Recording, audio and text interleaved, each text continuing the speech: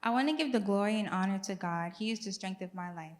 Greetings to our General Overseer, Bishop Dr. Donald Maxwell, our Assistant Pastor, Reverend Barbara Maxwell, all the leaders of the church, the youth leaders, the youth, and to everyone watching on different platforms.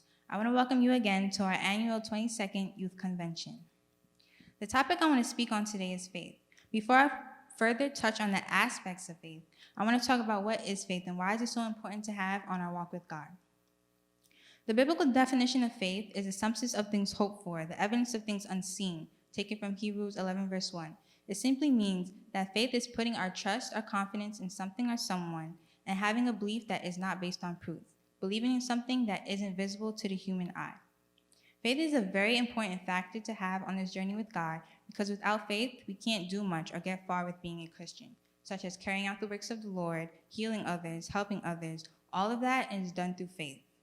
The Bible says in Hebrews 11, verse 6, that without faith, we can't even please God.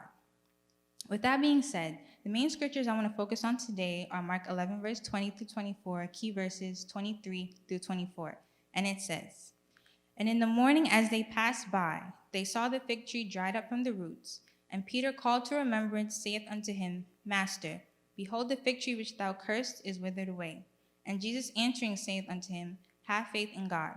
For verily I say unto you, that whosoever shall say unto this mountain, Be thou removed, and be thou cast into the sea, and shall not doubt in his heart, but shall believe that those things which he saith shall come to pass, he shall have whatsoever he saith. Therefore I say unto you, whatsoever things ye desire, when ye pray, believe that ye receive them, and ye shall have them." A little bit of background on this chapter. This was when Jesus and his disciples went into Bethany. While they were there, Jesus was hungry, and he saw a fig tree. But there were only leaves on the fig tree because it wasn't harvesting season as yet. So Jesus spoke to the tree and said, "No man eat fruit of thee hereafter forever." The disciples witnessed Jesus speaking to this tree. The next morning, when they passed the fig tree that Jesus cursed, they saw the fig tree dried up from the roots. Peter said, "Master, behold, the fig tree which thou cursed is withered away." And Jesus replied, saying, "Have faith in God." So this example of Jesus cursing the fig tree is a clear example of the faith that Jesus had in order for the fig tree to actually wither. It is showing us that we must have faith in order for things to work out.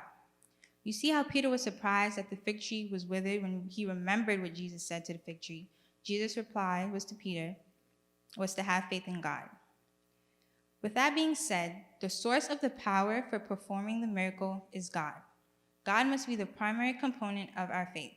To put that in simpler terms, God has given us the power to do anything. He has given us the power to cast out demons, to heal others, to perform great miracles, and all things are possible with God. But none of that can be accomplished without God being the dominant factor of our faith. I also want to note that when having faith, it is relevant to speak life into what you want to happen. For example, Jesus didn't just think of the fig tree withering, or he didn't just say it in his head. He actually spoke words out of his mouth and commanded that no man eat of this fig tree again. So I advise you to speak God's words over your life, your issues, and command your issues to leave. Because death and life are in the power of the tongue. What you say is so important, whether you may think it or not. You can think certain things, but when you say it, it means so much more. With having faith, you should speak life over your desires. Moving on to verses 23 through 24, it says, "For verily I say unto you, that whosoever shall say unto this mountain, Be thou removed, be thou cast into the sea, and shall not doubt in his heart, but shall believe that those things which he saith shall come to pass, he shall have whatsoever he saith. Therefore I say unto you, what things soever ye desire, when ye pray, believe that ye receive them, and ye shall have them." These verses are emphasizing the great things that you can do and making anything you want to happen only by having faith. But when having faith, you should not have doubt in your heart. But when having faith, it's all about truly believing. But I want to note that when Jesus says, "You shall have whatsoever you saith," that's only going to happen if your desire is according to God's will. If you're asking for something that is not of God, it is not going to be granted.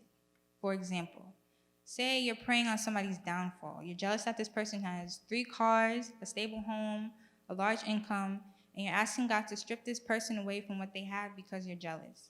It is not going to be granted. Even though you truly believe that it will happen, it's not, because jealousy is not of God. I want to touch on verses 25 and 26 because I found it of importance as well. It says, "And when ye stand praying, forgive if ye ought against any, that your Father which is in heaven may forgive you your trespasses. But if ye do not forgive, neither will your Father which is in heaven forgive your trespasses." This is also important because say you've done everything you were supposed to do. You looked to God first, you believed, you spoke the words of God, you made sure you prayed according to his will, but nothing worked for you. What you want didn't happen. I want to let you know that it's important to also look into what may be prohibiting you from receiving that blessing, or prohibiting this work from coming to pass, such as holding grudges, or maybe you haven't forgave someone as yet. Maybe you've done something wrong and need to make it right with God. So you should always look back and see if you need to make something right before asking God for anything. In conclusion, there are many things that come with just having faith. To have faith is good, but in order for it to work, you must look towards God first. Speak life into your desires, and also check your heart. When I say check your heart, see if there's anything that isn't of God that you're holding on to. If you need to make something right with someone, unforgiveness, changing character, selfishness, pride, whatever it may be, because this not only affects your faith, it has an effect on your walk with God as a whole. These are my few words. God bless you.